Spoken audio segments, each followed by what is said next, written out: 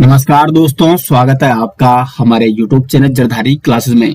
दोस्तों आज हम आपके लाए हैं पिछले 6 मंथ का करंट अफेयर्स, जिसमें हम यहाँ पे डिस्कस करेंगे सितंबर 2022 से लेकर मार्च 2023 तक के सभी महत्वपूर्ण करंट अफेयर्स क्वेश्चनों के बारे में।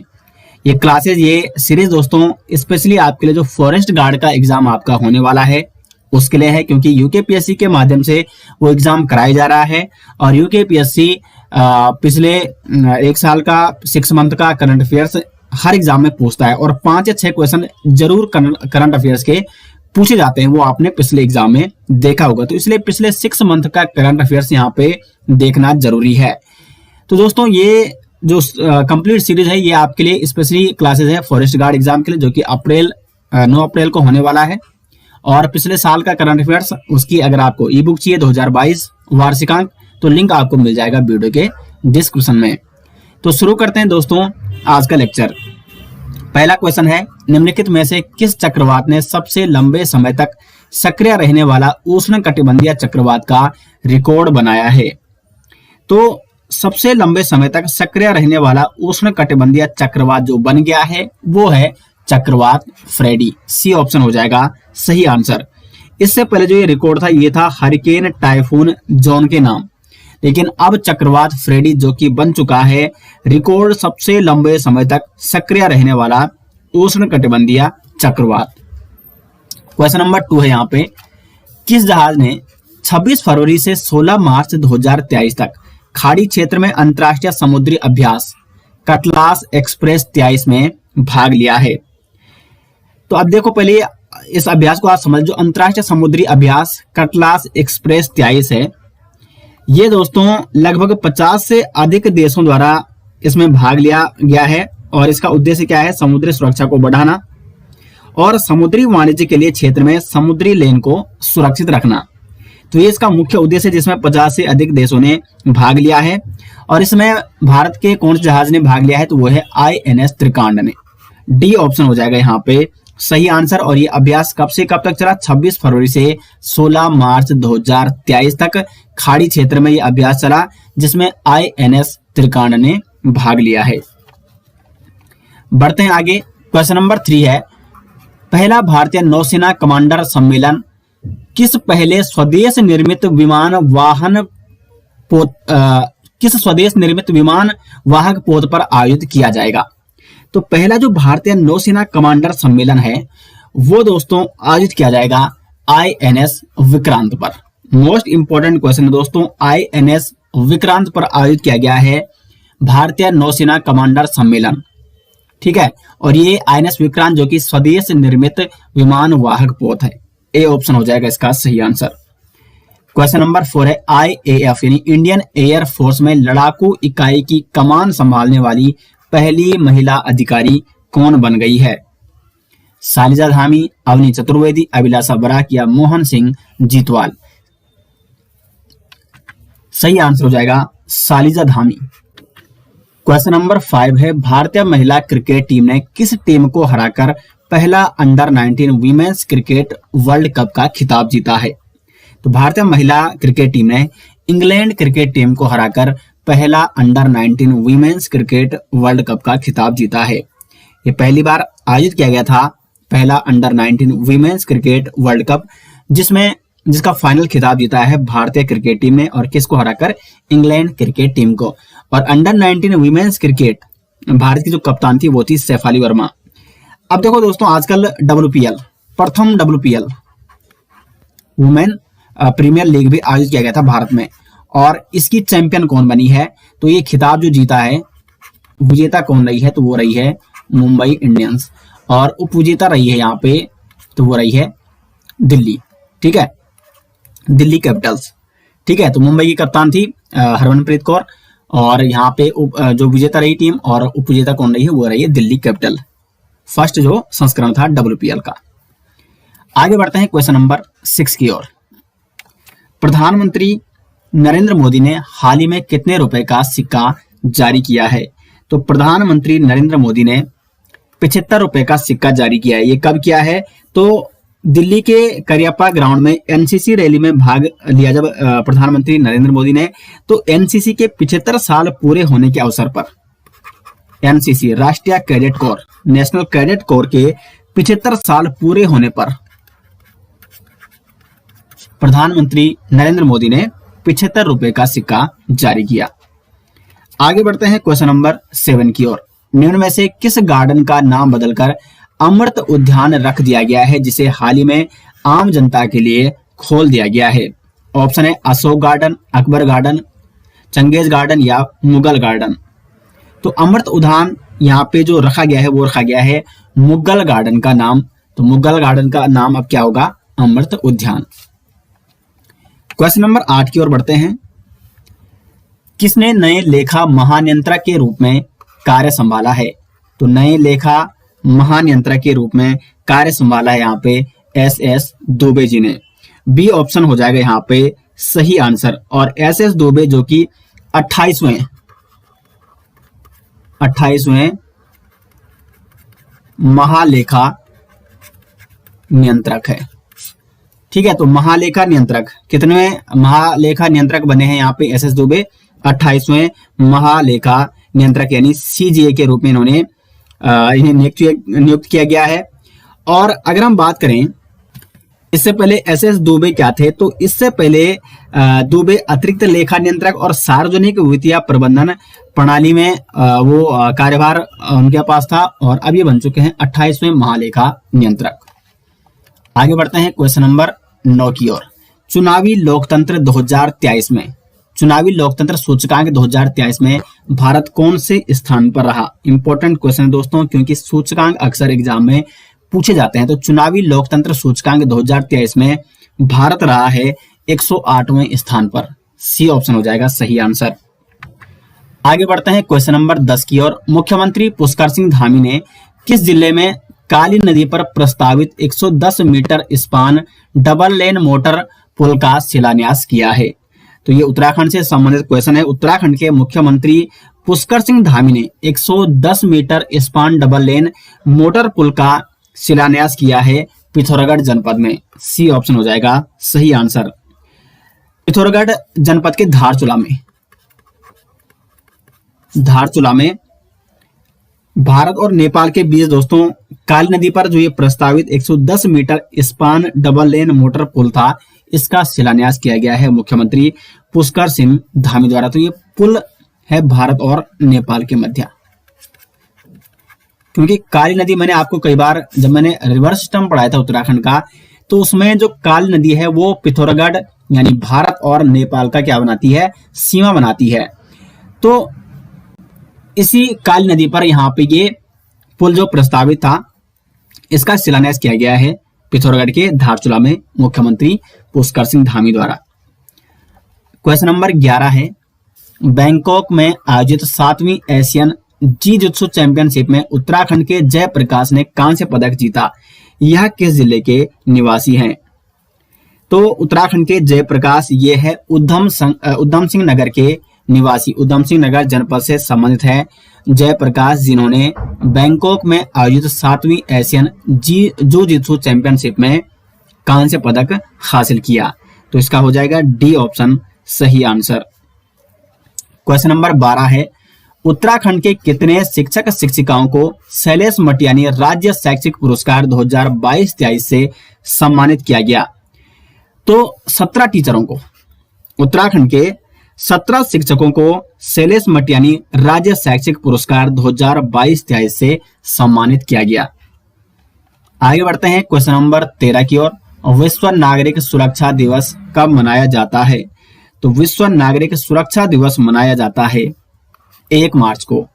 बी ऑप्शन हो जाएगा सही आंसर। विश्व नागरिक सुरक्षा दिवस 1 मार्च को मनाया जाता है। क्वेश्चन नंबर 14 है। कौन सी बैंक क्यूआर कोड आधारित सिक्का वेंडिंग मशीन का पायलट प्रोजेक्ट लॉन्च करेगी? सही आंसर हो जाएगा HDFC bank. HDFC bank QR code आधारित सिक्का वेंडिंग मशीन का पायलट प्रोजेक्ट यहाँ पे लॉन्च करेगी, और इसका उद्देश्य है सिक्कों की उपलब्धता को बढ़ावा देना। क्यूआर कोड बेस्ट वेंडिंग मशीनों का इस्तेमाल यूपीआई के जरिए किया जाएगा, और इनसे नोट की जगह सिक्के बाहर निकलेंगे। तो ये किसके द्वारा ये पायलट प्रोजेक्ट लॉन्च किया जाएगा? एचडीएफसी बैंक के द्वारा। क्वेश्चन नंबर 15 है, फरवरी 2023 में किसने शिवमोगा हवाई अड्डे कर्नाटक का शुभारंभ किया है? तो फरवरी 2023 में जो शिवमोगा हवाई अड्डे जो कि कर्नाटक में है, ठीक है, इंपॉर्टेंट क्या है कि जो ये शिवमोगा हवाई अड्डा है ये कहाँ स्थित है? तो ये है कर्नाटक में। और इसका शुभारंभ किसने किया है? तो श्री नरेंद्र मोदी जी ने, प्रधानमंत्री नरेंद्र मोदी जी ने फरवरी 2023 में कर्नाटक में स्थित शिवमोगा हवाई अड्डे का शुभारंभ किया। अब यहाँ से इंपॉर्टेंट क्वेश्चन ये बन सकता है कि निम्न में से बताइए किस राज्य में शिवमोगा हवाई अड्डा है? तो वो है कर्नाटका में। क्वेश्चन नंबर 16 दोस्तों, डिटेल्स में आपको जो हमारी वीकली सीरीज चलती है उसमें आपको प्रत्येक वीक के करंट अफेयर्स क्वेश्चन वहां पे लाए जाते हैं और वहां पे आपको बताए जाते हैं। अभी आपका तत्काल रिवीजन है क्योंकि एग्जाम नजदीक है, तो इसलिए पिछले 6 मंथ का करंट अफेयर्स अगर आपको रिवाइज करना है तो इस सीरीज के साथ आप जरूर जुड़ें और इसको जरूर फॉलो करें। लगभग 400 के करीब क्वेश्चन हम इस सीरीज के माध्यम से आपके लिए यहाँ पे लाए हैं। क्वेश्चन नंबर 16 है, GSM ने हाल ही में किस देश को गवर्नमेंट लीडरशिप अवार्ड 2023 से सम्मानित किया है? GSM यानी global system for mobile, GSM global system for mobile. तो GSM ने किस देश को गवर्नमेंट लीडरशिप अवार्ड 2023 से सम्मानित किया है? तो यह है अपना भारत। ए ऑप्शन हो जाएगा सही आंसर। भारत को दूरसंचार सुधारों और सक्षम नीतियों पर बेहतरीन कार्य करने के लिए गवर्नमेंट लीडरशिप अवार्ड 2023 से सम्मानित किया गया है GSM यानी ग्लोबल सिस्टम फॉर मोबाइल द्वारा। क्वेश्चन नंबर 17 है, राज्य यानी उत्तराखंड राज्य, ठीक है, ये उत्तराखंड है। तो उत्तराखंड राज्य में विंटर लाइन कार्निवाल का आयोजन कहाँ किया गया?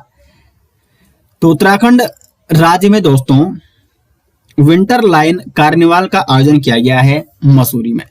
ए ऑप्शन हो जाएगा सही आंसर। और ये शुभारंभ किसने किया है? तो ये किया है CM पुष्कर सिंह धामी ने इस कार्निवाल का शुभारंभ किया। क्वेश्चन नंबर 18 है, उत्तराखंड राज्य में अंतर्राष्ट्रीय सेमिनार 2023 कहां पर आयोजित किया जाएगा? तो उत्तराखंड राज्य में अंतर्राष्ट्रीय सेमिनार आयोजित किया जाएगा देहरादून में। बी ऑप्शन हो जाएगा सही आंसर। हिमालयी क्षेत्र में सुरंग निर्माण की संभावनाओं को तलाशने के लिए अप्रैल माह में देहरादून में अंतर्राष्ट्रीय सेमिनार आयोजित किया जाएगा और इसमें सुरंग बनाने और उसके डिजाइन और तकनीक से जुड़े 148 देशों के 600 से ज्यादा विशेषज्ञ दोस्तों शामिल होंगे। बहुत बड़ी उपलब्धि है उत्तराखंड के लिए। तो उत्तराखंड के देहरादून में अंतर्राष्ट्रीय सेमिनार 2023 का आयोजन किया जाएगा और कौन से माह में? तो ये माह अप्रैल में, आने वाले अप्रैल में। क्वेश्चन नंबर 19 है, किसे उपन्यास काला पानी के लिए वर्ष 2022 का साहित्य अकादमी पुरस्कार दिया गया? मोस्ट इंपॉर्टेंट क्वेश्चन है, साहित्य अकादमी से अक्सर जरूर क्वेश्चन पूछा जाता है। तो साहित्य अकादमी पुरस्कार 2022 किसे दिया गया? तो वो दिया गया M राजेंद्रन को। M राजेंद्रन को उनके उपन्यास काला पानी, इनका उपन्यास क्या है? तो वो है काला पानी। और काला पानी के लिए इन्हें साहित्य अकादमी पुरस्कार 2022 से सम्मानित किया गया। अब जो M राजेंद्रन है ये सेवानिवृत्त IAS अधिकारी हैं और तमिल लेखक भी हैं, ठीक है, ये हैं तमिल लेखक। तो इनके उपन्यास ये जो काला पानी है इनके लिए इन्हें वर्ष 2022 का साहित्य अकादमी पुरस्कार के लिए इन्हें चुना गया। क्वेश्चन नंबर 20 है, हाल ही में मुख्यमंत्री पुष्कर सिंह धामी द्वारा सगंध फसल उत्कृष्टता केंद्र का उद्घाटन कहां पर किया गया? तो पुष्कर सिंह धामी द्वारा सगंध फसल उत्कृष्टता केंद्र का उद्घाटन किया गया देहरादून के सेलकुई में। और यहाँ पर सबसे बड़ी विशेषता यह है कि इस जो ये सगंध फसल उत्कृष्टता केंद्र है इसमें जो पहाड़ी क्षेत्र के टिमरू और तेजपत्ता इसकी खेती भी यहाँ पे व्यावसायिक स्तर पर किए जाने की दिशा में काम किया जा रहा है। और इस केंद्र से किसानों को इन दोनों प्रजातियों के पौधे उपलब्ध भी कराए जाएंगे। तो सगंध फसल उत्कृष्टता केंद्र का उद्घाटन सेलाकुई में किया गया मुख्यमंत्री पुष्कर सिंह धामी द्वारा। और इसमें दो विशेष ये जो प्रजातियां हैं टिमरू और तेज पत्ता। तो इसमें विशेष कार्य किया जा रहा है। इसके व्यावसायिक स्तर पर इसको उगाए जाने पर इस पर विशेष कार्य किया जा रहा है इस केंद्र में। तो ये दोनों प्रजाति भी आपको नोट करनी है। क्वेश्चन नंबर 21 है, मुख्यमंत्री पुष्कर सिंह धामी ने निम्न में से कौन से जिले में मुख्यमंत्री अंत्योदय निःशुल्क गैस रिफिल योजना का शुभारंभ किया है? तो मुख्यमंत्री अंत्योदय निःशुल्क गैस रिफिल योजना का शुभारंभ किया गया है पौड़ी गढ़वाल में। उत्तराखंड के मुख्यमंत्री पुष्कर सिंह धामी जी द्वारा दोस्तों पौड़ी जिले में मुख्यमंत्री अंत्योदय निःशुल्क गैस रिफिल योजना का शुभारंभ किया गया है और इस योजना के तहत लगभग 1,76,000 परिवारों को निःशुल्क 3 सिलेंडर वितरित किए जाएंगे। तो कितने सिलेंडर वितरित किए जाएंगे? 3 सिलेंडर। 1,76,000 परिवारों को मुख्यमंत्री अंत्योदय निःशुल्क गैस रिफिल योजना के तहत जो कि शुरू की गई है पौड़ी गढ़वाल में। क्वेश्चन नंबर 22 है, राज्य की सरकार द्वारा उत्तराखंड मिलेट मिशन को किस जिले में लागू नहीं किया जाएगा? तो दोस्तों पहले ये मिलेट मिशन क्या है इसको समझ लेते हैं पहले। मिलेट मिशन ये है उत्तराखंड का जो मोटा अनाज होता है, जैसे मंडुआ और झंगोरा। तो उत्तराखंड में मंडुआ और झंगोरा के उत्पादन को बढ़ावा देने के लिए उत्तराखंड में मिलेट मिशन को शुरू किया जाएगा। मंडुआ और झंगोरा को बढ़ावा देना, तो ये उद्देश्य है मिलेट मिशन का। अब जो मिलेट मिशन है ये उत्तराखंड के कौन कौन जनपद में शुरू की जाएगी? देहरादून, उधम सिंह नगर, हरिद्वार और नैनीताल। 4 जनपद है इसमें, ठीक है। दून है, उसके बाद है उधम सिंह नगर, हरिद्वार और नैनीताल। तो इन 4 जनपदों में ये मिलेट मिशन शुरू किया जाएगा और इस योजना में जो मंडुआ यानी कोदा है इसके उत्पादन और मार्केटिंग को बढ़ावा देने के लिए लगभग 73 करोड़ रुपए की व्यवस्था भी की गई है। तो अब क्वेश्चन ये है कि राज्य की सरकार द्वारा उत्तराखंड मिलेट मिशन को किस जिले में लागू नहीं किया जाएगा? तो देहरादून में लागू किया जाएगा, हरिद्वार में, नैनीताल में और उधम सिंह नगर में भी, यानी टिहरी में इसे लागू नहीं किया जाएगा। ए ऑप्शन हो जाएगा सही आंसर। क्वेश्चन नंबर 23 है, सीमांत तहसील धारचूला में लगी अंतरराष्ट्रीय सीमा में काली नदी पर बने 2 अंतरराष्ट्रीय झूला पुलों का शुभारंभ किया गया। ये पुल किन 2 देशों को जोड़ते हैं? तो धारचूला में जो अंतरराष्ट्रीय सीमा लगती है तो वो लगती है नेपाल के साथ, और काली नदी जो कि भारत और नेपाल के बीच सीमा बनाती है। तो यहाँ पे जो इन 2 पुलों का शुभारंभ किया गया ये है भारत और नेपाल के मध्य। क्वेश्चन नंबर 24 है, भारत उज्बेकिस्तान संयुक्त सैन्य अभ्यास दुस्तलिक का आयोजन उत्तराखंड में कहां पर शुरू किया गया है? तो भारत और उज्बेकिस्तान के मध्य यह संयुक्त सैन्य अभ्यास जिसका नाम है दुस्तलिक, इसका आयोजन किया गया पिथौरागढ़ में। इंपॉर्टेंट क्वेश्चन दोस्तों यहां से ये बन सकता है कि भारत जो दुस्तलिक सैन्य अभ्यास है ये किन किन देशों के मध्य हुआ? तो ये भारत और उज्बेकिस्तान के मध्य, और ये उत्तराखंड के पिथौरागढ़ में संपन्न कराया गया। और ये जो दुस्तलिक अभियान है ये है इसका चौथा संस्करण जो कि उत्तराखंड के पिथौरागढ़ में आयोजित किया गया। क्वेश्चन नंबर 25 है, हाल ही में राष्ट्रपति द्रौपदी मुर्मू जी ने संगीत नाटक अकादमी अवार्ड से किसे सम्मानित किया है? तो राष्ट्रपति द्रौपदी मुर्मू जी ने संगीत नाटक अकादमी अवार्ड से सम्मानित किया है दाता राम पुरोहित जी को। ए ऑप्शन हो जाएगा सही आंसर। श्रीनगर गढ़वाल निवासी हैं प्रोफेसर दाता राम पुरोहित, और ये उत्तराखंड की लोक कलाओं के संवर्धन में इन्होंने अमूल्य योगदान दिया है, जिसके लिए इन्हें 2021 का संगीत नाटक अकादमी पुरस्कार से सम्मानित किया गया है।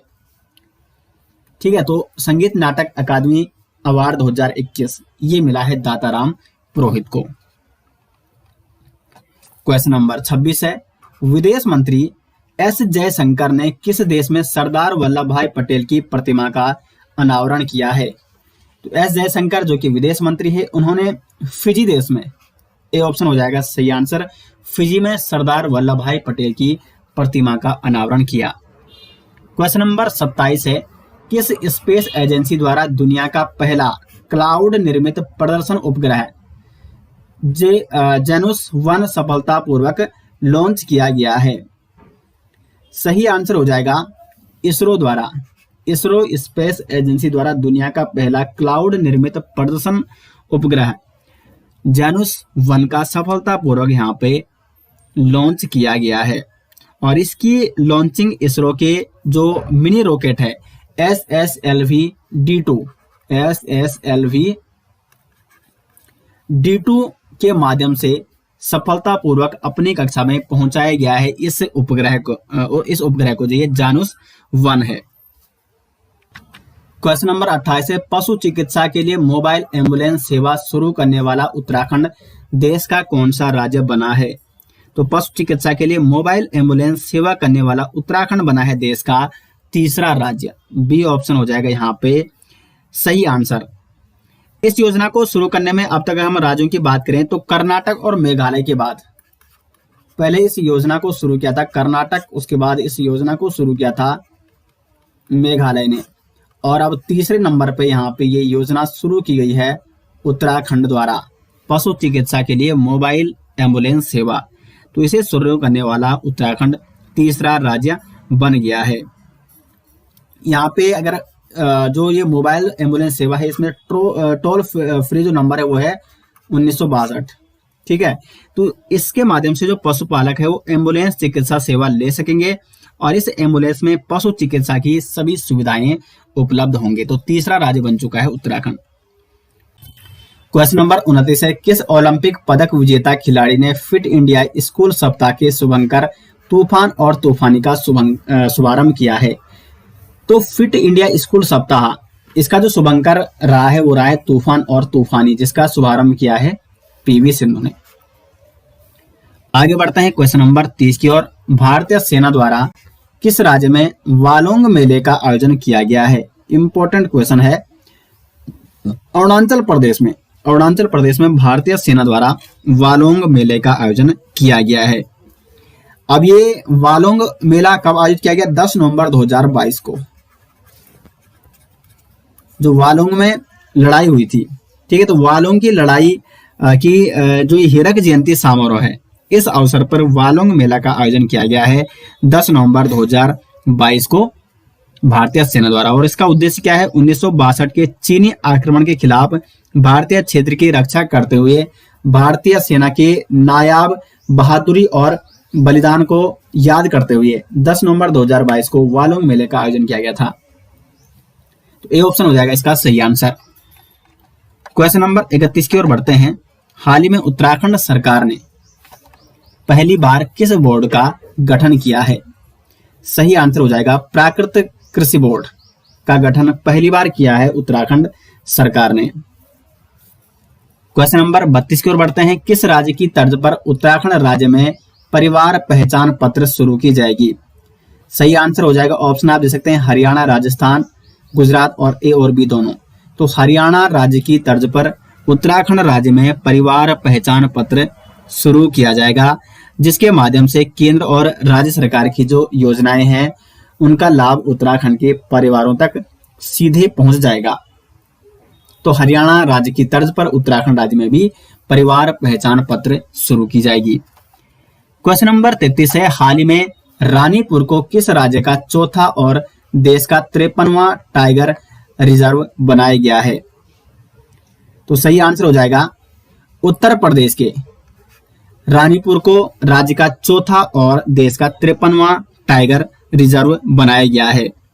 केंद्रीय पर्यावरण मंत्री भूपेंद्र यादव ने दोस्तों ऐलान किया है कि उत्तर प्रदेश में जो रानीपुर टाइगर रिजर्व है वो भारत का 53वां टाइगर रिजर्व बनाया गया है। उत्तर प्रदेश राज्य के अगर अन्य हम टाइगर रिजर्व की बात करें तो Dudhwa tiger reserve, Pilibhit tiger reserve और अमनगढ़ टाइगर रिजर्व, और इसके बाद एक और नया टाइगर रिजर्व यहाँ पे उत्तर प्रदेश में जो कि है रानीपुर टाइगर रिजर्व, और ये देश का 53वां टाइगर रिजर्व है और उत्तर प्रदेश का ये चौथा टाइगर रिजर्व है। क्वेश्चन नंबर 34 है। प्रधानमंत्री नरेंद्र मोदी द्वारा किस राज्य के एकता नगर में देश के सबसे बड़े भूल भुलैया गार्डन और मियावाकी वन का उद्घाटन किया गया? तो देश के सबसे बड़े भूल भुलैया गार्डन और मियावाकी वन का उद्घाटन गुजरात में किया गया है प्रधानमंत्री नरेंद्र मोदी जी द्वारा। और इस एकता नगर में दोस्तों 182 मीटर ऊंची स्टैच्यू ऑफ यूनिटी के पास इस भूल भुलैया गार्डन और मियावाकी वन का उद्घाटन किया गया है। क्वेश्चन नंबर 35 है, हाल ही में देश के स्टील मैन कहे जाने वाले किस व्यक्ति का निधन हो गया है? तो स्टील मैन कहे जाने वाले जमशेद जी ईरानी का हाल ही में निधन हो गया है और ये 86 वर्ष के थे और इन्हें स्टील मैन के नाम से भी जाना जाता था। क्वेश्चन नंबर 36, किस शहर में उत्तर भारत के पहले डाटा सेंटर का उद्घाटन किया गया? सही आंसर हो जाएगा ग्रेटर नोएडा में उत्तर भारत के पहले डाटा सेंटर का उद्घाटन किया गया है। क्वेश्चन नंबर 37 है, प्रधानमंत्री मोदी किस राज्य में स्थित मानगढ़ धाम को राष्ट्रीय स्मारक के रूप में घोषित किया? तो मानगढ़ धाम को राष्ट्रीय स्मारक के रूप में घोषित किया और ये स्थित है आपका राजस्थान में। तो राजस्थान में स्थित मानगढ़ धाम को राष्ट्रीय स्मारक के रूप में घोषित किया गया है प्रधानमंत्री नरेंद्र मोदी द्वारा। क्वेश्चन नंबर 38 है, बाल दिवस मनाया जाता है? तो ये मनाया जाता है 14 नवंबर को। क्वेश्चन नंबर 39 है, किस देश के फिल्म निर्देशक और लेखक कार्लोस सोरा को 53वें भारतीय अंतर्राष्ट्रीय फिल्म महोत्सव में सत्यजीत रे लाइफ टाइम अचीवमेंट अवार्ड से सम्मानित किया गया? तो कार्लोस सोरा, जिन्हें यहाँ पे 53वें भारतीय अंतर्राष्ट्रीय फिल्म महोत्सव में सत्यजीत रे लाइफ टाइम अचीवमेंट अवार्ड से सम्मानित किया गया, वो हैं स्पेन के।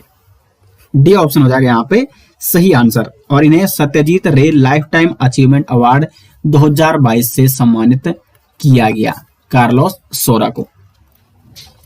क्वेश्चन नंबर 40 है, हाल ही में जलवायु परिवर्तन प्रदर्शन सूचकांक 2023 में भारत कौन से स्थान पर रहा है?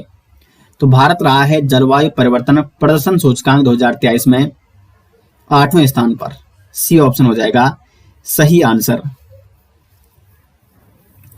ये दोस्तों लगभग 63 देशों की रैंकिंग थी और 63 देशों की रैंकिंग में भारत रहा है 8वें स्थान पर। क्वेश्चन नंबर 41 है, किस खिलाड़ी को वर्ष 2022 का मेजर ध्यानचंद खेल रत्न अवार्ड 2022 दिया गया? तो ये दिया गया है अचंत शरत कमल को मेजर ध्यानचंद खेल रत्न अवार्ड 2022। क्वेश्चन नंबर 42 है, कवच 2023 किस केंद्रीय मंत्रालय द्वारा आयोजित एक राष्ट्रीय स्तर का हैकाथॉन है? तो यहाँ पे कवच 2023 ये यहाँ पे किसने शुरू किया है? शिक्षा मंत्रालय ने कवच 2023। क्वेश्चन नंबर 43 है, यूपीआई पर रुपे क्रेडिट कार्ड को जोड़ने वाला पहला निजी क्षेत्र का बैंक कौन सा बना है?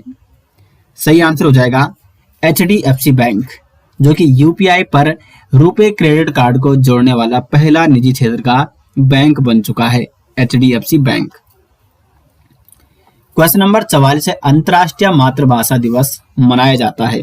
तो अंतर्राष्ट्रीय मातृभाषा दिवस मनाया जाता है दोस्तों 21 फरवरी को। क्वेश्चन नंबर 45 है, किसे हिंदी भाषा के लिए साहित्य अकादमी पुरस्कार 2022 दिया गया है? तो साहित्य अकादमी पुरस्कार 2022 हिंदी भाषा के लिए दिया गया है बद्री नारायण जी को। ए ऑप्शन हो जाएगा सही आंसर। क्वेश्चन नंबर 46 है, भारतीय सेना कहां पर देश का पहला ऑल वेदर रनिंग ट्रैक बनवा रही है? तो देश का पहला ऑल वेदर रनिंग ट्रैक बनाया जा रहा है देहरादून में भारतीय सेना द्वारा। भारतीय सेना जो देहरादून का गढ़ीकैंट क्षेत्र है, यहाँ पे जसवंत सिंह ग्राउंड, जिसे महिंद्रा ग्राउंड के नाम से भी जाना जाता है, देश का पहला ऑल वेदर रनिंग ट्रैक यहाँ पे बनवा रही है देहरादून में, देहरादून के गढ़ीकैंट में। क्वेश्चन नंबर 47 है, हाल ही में राज्य के किस जिले की प्रीति नेगी ने माउंट किलिमंजारो पर तिरंगा फहराया है? सही आंसर हो जाएगा रुद्रप्रयाग की है प्रीति नेगी और इन्होंने माउंट किलिमंजारो पर हाल ही में तिरंगा फहराया है। माउंट किलिमंजारो जो कि अफ्रीकी महाद्वीप की दोस्तों सबसे ऊंची चोटी है और यहाँ पे तिरंगा फहराकर रिकॉर्ड बनाया है प्रीति नेगी ने, जो कि उत्तराखंड के रुद्रप्रयाग, ठीक है, ये रुद्रप्रयाग है। यहाँ पे इसका सी ऑप्शन सही आंसर है, रुद्रप्रयाग की है प्रीति नेगी। आगे बढ़ते हैं 48 की ओर। हाल ही में उत्तराखंड की महिलाओं को सरकारी नौकरियों में कितना प्रतिशत क्षैतिज आरक्षण का कानूनी अधिकार प्रदान किया गया है? तो सही आंसर हो जाएगा 30%। क्वेश्चन नंबर 49 उत्तराखंड राज्य का पहला वॉर मेमोरियल किस जिले में बनाया जाएगा? तो ये बनाया जाएगा दोस्तों देहरादून में। और आज का अंतिम क्वेश्चन है, कौन सा देश हाइड्रोजन संचालित ट्रेन शुरू करने वाला एशिया का पहला और दुनिया का दूसरा देश बन गया है? तो ये बना है चाइना। चीन बन चुका है हाइड्रोजन संचालित ट्रेन शुरू करने वाला एशिया का पहला और दुनिया का दूसरा देश। इससे पहले अगर हम बात करें तो सितंबर 2022 में हाइड्रोजन से चलने वाली ट्रेनों की शुरुआत सर्वप्रथम किसने की? तो ये फर्स्ट यहाँ पे शुरू की थी जर्मनी ने, और अब सेकंड यहाँ पे शुरू कर ली है चीन ने। तो चीन एशिया का पहला और दुनिया का दूसरा देश बन चुका है जिसने हाइड्रोजन संचालित ट्रेन शुरू की है। तो दोस्तों ये पहला पार्ट था जिसमें 50 क्वेश्चन हमने यहाँ पे कवर कर लिए हैं, और प्रत्येक पार्ट में हम यहाँ पे आगे 50-50 क्वेश्चन कंप्लीट करेंगे, और लगभग 400 क्वेश्चन है पिछले 6 मंथ का। और यहाँ से दोस्तों क्वेश्चन आपके आगामी एग्जाम में जरूर पूछे जाएंगे। तो मिलते हैं दोस्तों नेक्स्ट वीडियो, तब तक के लिए धन्यवाद।